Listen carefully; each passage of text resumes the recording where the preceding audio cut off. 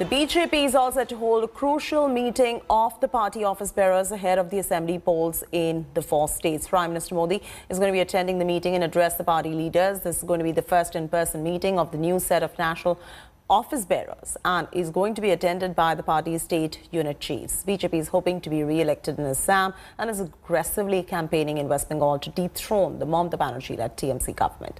Meanwhile, the party is hoping to make inroads in Tamil Nadu and Kerala. Yesterday, party president JP Nadda chaired a meeting of the party's national and state general secretaries. The Saffron Party's organizational work and poll campaign strategy in the upcoming elections was discussed in this particular meeting. Nandigram is back in news as BJP has given an open challenge to TMC Supremo Mamata Banerjee. He is going to be contesting in the upcoming state election only from Nandigram. BJP's Bengal in charge, Kailash Vijayvargiya, in a tweet asked Banerjee to announce whether she is going to be fighting only from Nandigram. Bengal Chief Minister had announced at a TMC rally in Nandigram in January that she is going to be contesting from the seat that is the home turf of her former close confidant Shivendu Adhikari. Nandigram in East Midnapur district had witnessed an anti-farmland acquisition movement in 2007. TMC rode the crest of the movement and came to power in the state in 2011, ending the 34-year rule of the Left Front. Nandigram seat এমনিতে এটা general seat, কাজেই কোনো অসুবিধা নেই। এমনকি আমি যদি নন্দীগ্রামে দাঁড়াই কেমন হয়, এটা আমার ইচ্ছা হয়েছে, আমার মনোবাসনা। ভবানীপুরকেও আমি নেগলেক্ট করছি না, ভবানীপুরেও আমি ভালো প্রার্থী দেব, ওটাও আমার ভালোবাসার জায়গা। বক্সিকে বলবো নন্দীগ্রামেও আমার নামটা যেন থাকে। আপনি আর আপনার তোলাবাজ ভাইপো যে কোনো মিটিংয়ে দাঁড়িয়ে এই কোম্পানির যে কোনো সিদ্ধান্ত ঘোষণা করতে পারে। ভারতীয় জনতা পার্টি তা নয়। ভারতীয় জনতা পার্টি একটা শৃঙ্খলিত পার্টি, ভারতীয় জনতা পার্টি একটা অনুশাসিত পার্টি। এই পার্টিতে কোনো সভাতে দাঁড়িয়ে কে কোথায় দাঁড়াবেন এভাবে বলা যায় না। এটাই আপনার কোম্পানির সঙ্গে ভারতীয় জনতা পার্টির তফাৎ। তবে আমি আপনাদের কাছে কথা দিতে পারি, নন্দীগ্রামে মাননীয় দাঁড়ান।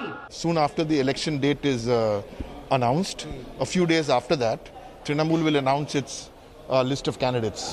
My understanding is, yes, that she's already announced Nandigram, and she's not a lady who goes back on her word. At that Nandigram meeting, she also announced she was fighting in Bhawanipur, and she's not a lady who goes back on his word. So,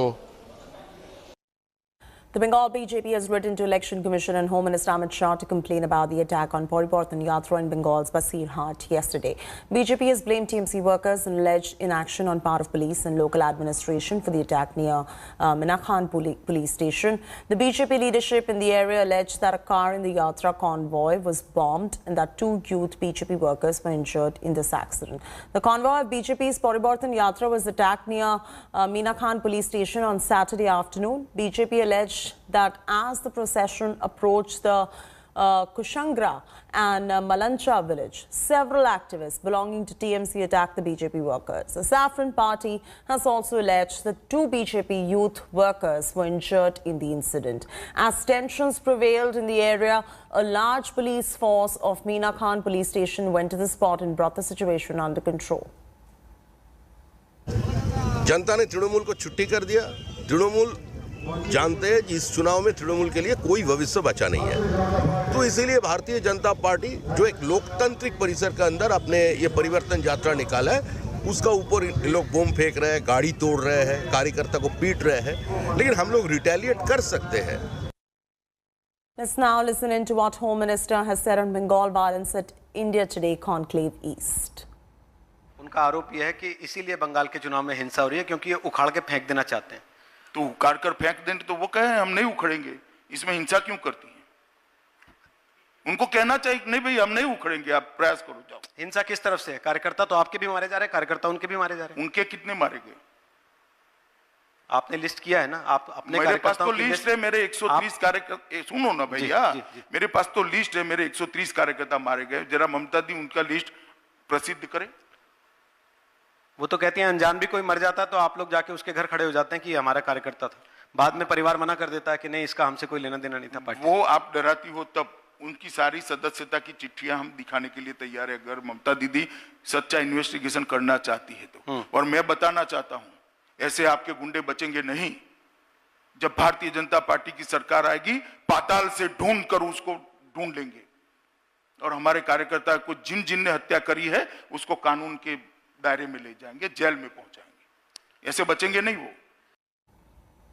There's a fresh political face-off in Bengal after state BJP leader Pamela Goswami was arrested allegedly with 100 grams of cocaine. The accused has cried conspiracy and went on to blame her own party colleague Rakesh Singh, a charge that has been denied by him. The BJP on the other side has also claimed conspiracy by Mamata government. Here is a special report.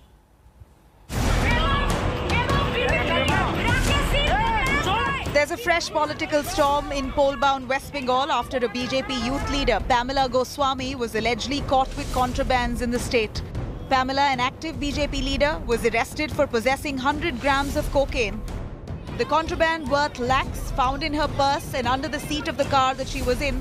Her friend Prabir too has now been nabbed. Police sources say that both Pamela and Prabir have been involved in drug trafficking for quite a while now. In fact, the cops revealed that Pamela would often stop at a particular spot and after observing her movements, she was arrested. The accused BJP leader, however, has cried conspiracy, accusing her party colleague Rakesh Singh of implicating her, a charge denied by the latter.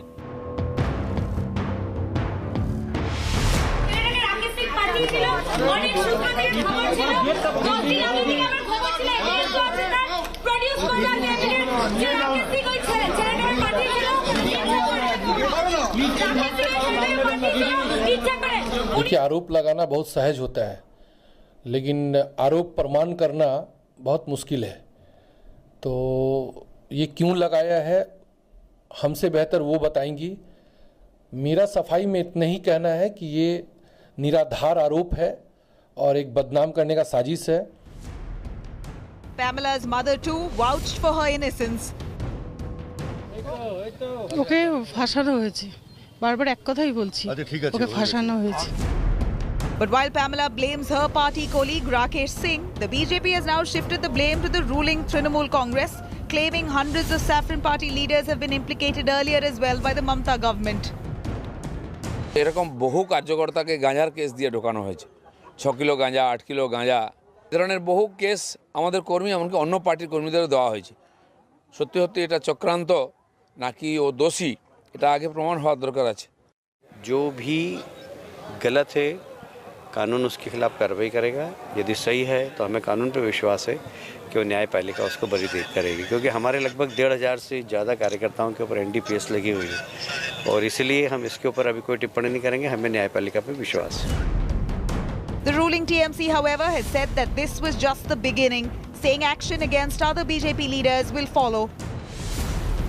আরো ওদের অনেক কিছু ধরা পড়বে, আপনারা দেখতে থাকুন। আমরা তো বলেছি বিজেপি যাদেরকে নিয়ে চলছে, বিজেপি এর থেকে বেশি আর কিছু হবে না।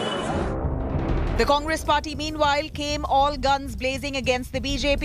The party spokesperson Shama Mohammed said entire country is now waiting for Narcotics Crime Bureau to file a case against Pamela the way Riya Chakravarti was booked for her drug chats. It's now only a matter of probe whether Pamela was framed by her party colleague or was she really part of this drug nexus.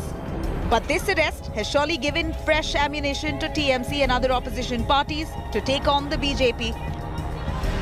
Now, these are the allegations that are made by them that it is a conspiracy. Pamela also cries conspiracy, saying it is Rakesh Singh behind this.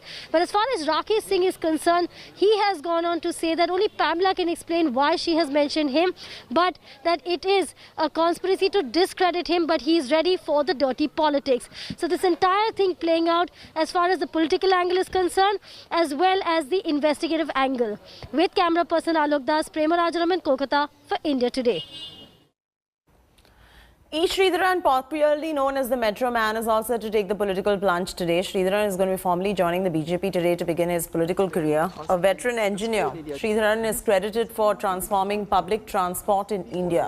He was born in Kerala in 1932, retired as the officer of Indian Engineering Service. In an exclusive interview to India Today, Sridharan said that if BJP makes him as Chief Minister of Face in Kerala, there's going to be a saffron surge in the state and the party is going to be scoring a big victory. He said he's ready to contest polls from any constituency close to his hometown, claiming he's going to be scoring a victory by putting his image and reputation in front of the people. Sir, otherwise if you connect like this And India Today's Gopi Krishnanunithan exclusively spoke to Sridharan. He said the lotus can bloom in Kerala if it changes its image and reaches out to the people. Listen in.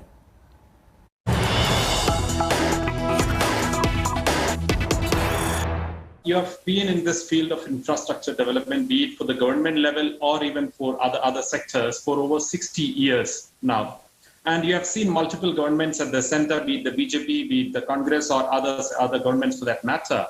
But what specifically attracted you to the BJP? Is it that ideology of the party, or is it the leadership skills of a person like Narendra Modi? What actually attracted you, sir?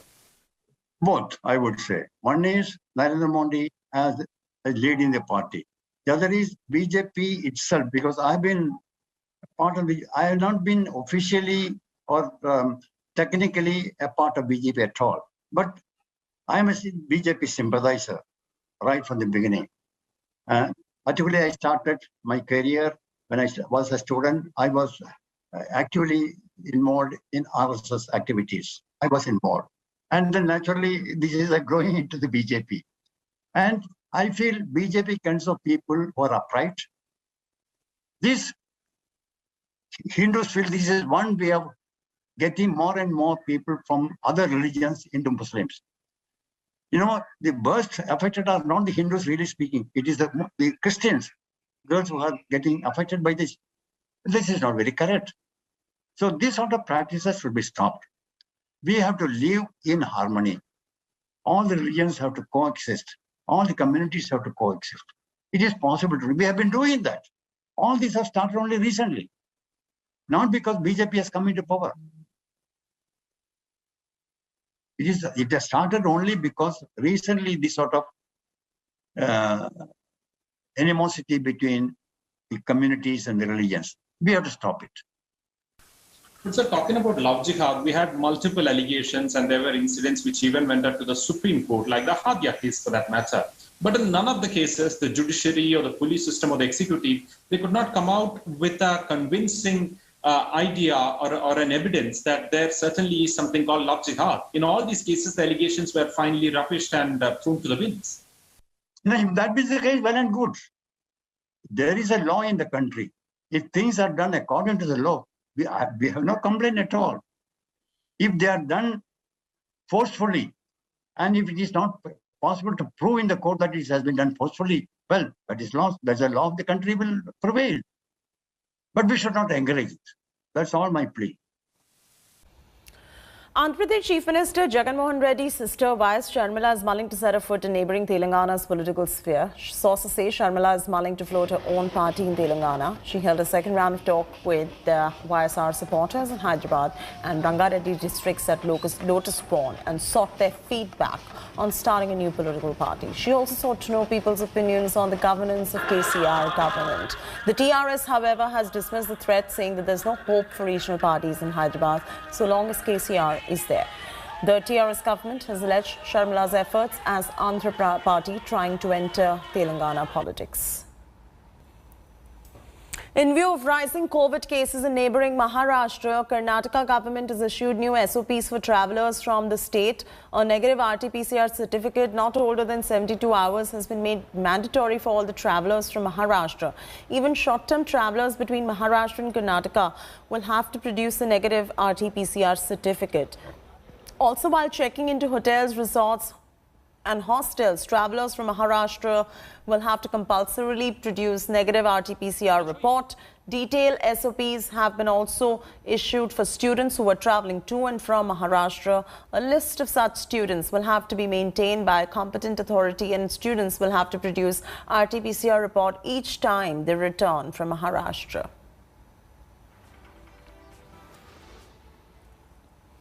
Delhi police has released photographs of more people allegedly involved in violence that broke out at Red Fort on Republic Day. Pictures of 20 more alleged vandals have been released. These new faces have been recognized with the help of forensic experts who went through various videos of the violence on 26th of Jan. A special team of forensic experts from Gujarat scanned the videos of Red Fort mayhem to identify faces involved in the violent activities. Earlier sources in Delhi police released photographs of over 200 people in connection with the Red Fort violence. Delhi police has launched a massive manhunt to nab these faces as it intensifies its probe in the violence that erupted during Farmers' Tractor Rally in the national capital.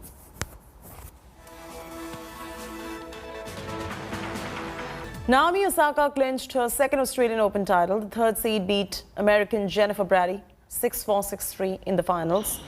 Osaka took time to get going in the opening test. Brady was in the game with a 4-4 scoreline in the first set. The 23-year-old then brought out her A-game and won the first set 6-4. Osaka continued her dominance in the second set and sealed the match with a 6-3 win. This is Osaka's fourth Grand Slam title. She has got 2 US Open titles and 2 Australian Open trophies in her cabinet. With the win, Osaka became the 12th woman in the Open era to win multiple Australian Open titles.